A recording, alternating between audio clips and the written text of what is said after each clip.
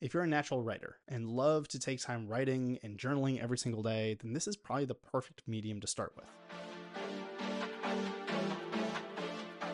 Hey, welcome back. My name is Tanner O'Brien. I am the founder of Benefic Marketing, a senior partner here at Action Coach in Central Texas. And we're coming back at you, talking a little bit more about marketing. And this week, all about the first step to creating content online, really taking that guesswork out and understanding what it is to actually get started. So, where exactly do I start? If you're like most, by now you have a basic understanding of how powerful it can be to leverage organic content in your business marketing plan, but having an idea of why and some clarity on what doesn't always equate to the clarity on what is the actual first step. So today, I aim to help break down this barrier, to give a path of what to consider first and how to actually take the first step in creating meaningful content online for your business. In the next few minutes, we're going to cover and discover kind of how we define success, where do we start, and then how do we measure progress along the way. So let's dive in. First, defining success. Before we can get creating content and posting online, we must first understand why and what the end goal is. There are many outcomes that are possible when posting online. The question is, which is right for you and which is right for your business? This is the part where we define what success looks like, or at the very least, what done looks like. When will we know that we've arrived at the reason we started this process in the first place? So I've found that this tends to be in kind of three general buckets for most business owners. These three are lead generation, list building, and awareness. All three are powerful in their own right. All three tend to require different content types produced to get that desired outcome. So at this stage, we simply want to address the purpose and the goal of why your business will be creating content online. If you're unsure which to pick, I'd recommend starting with a bit of awareness and list building. As the list and follower count continues to grow, it will be easier to shift into consistent lead generation later. So awareness then tends to be a great tool for assisting sales conversions, as most people will do a bit of research before making a purchase. So when it comes to setting the desired outcome, there's no right or wrong. Simply set a goal to provide the guidance for the next steps in the process. Then we move into where to start. The easier you can make it for you or your team to be consistent in creating and posting content online, the more successful you will likely find. Often, choosing to do everything all at once, posting to every platform, creating long form, short form, written content, video posts, etc., can become quite overwhelming, leading to burnout, inconsistency, and ultimately a lack of real results. So I have found that it can be the best to start with the medium that you know and know the best and think in the best. For example, if you're a natural writer and love to take time writing and journaling every single day, then this is probably the perfect medium to start with.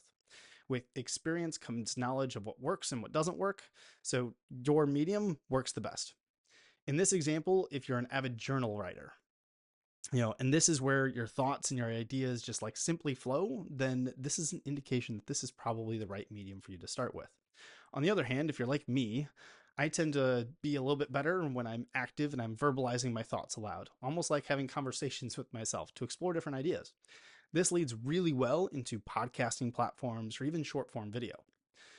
When we use this methodology, when we use the methodology that we are most comfortable with and already have a habit around, it becomes much easier to create consistency in creating content for our business.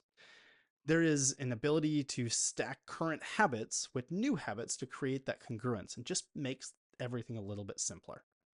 In a similar way, I've also found it easiest to start posting content to platforms I use the most. This gives a sense of familiarity and a better understanding of what and how content is produced on that specific platform. For example, I tend to use Instagram and YouTube Shorts a lot, consume a lot of it, so it's really easy for me to understand how to create content for these platforms as I see it every single day. On the other hand, I never use Snapchat. So I'd have to do quite a bit of real research in order to know what and how to post effectively on that specific platform. This would make it much harder for me to remain consistent. Doable, but much harder. Most importantly, it's all about making it fun and easy. When we're excited to create content and share our thoughts and our experiences, it becomes much easier to authentically and consistently deliver. The third component is measuring progress. Now, I had a quote that I absolutely love and that is, "I am fulfilled when I make progress today." This is a quote that a mentor of mine once shared with me. Progress, no matter how big or small, is the name of the game for success in any area of our business and our life. It makes sense then that it is important to measure success as we begin to share content online. We measure this progress. So here are kind of the 4 areas that I find to be the easiest and most useful in measuring success or measuring progress in consistent content creation. The first one, how big is the audience growing? This one is measured weekly, monthly, quarterly, and yearly. The goal is to look at this metric time period over time period. So month over month, week over week, quarter over quarter, to see how the growth of the audience has grown over that time period and how that trend is looking over time. So this could be followers, subscribers, email subscribers, etc. The second one is how fast is the audience growing? Similar to that first measurement and the same kind of measurement scale from that one.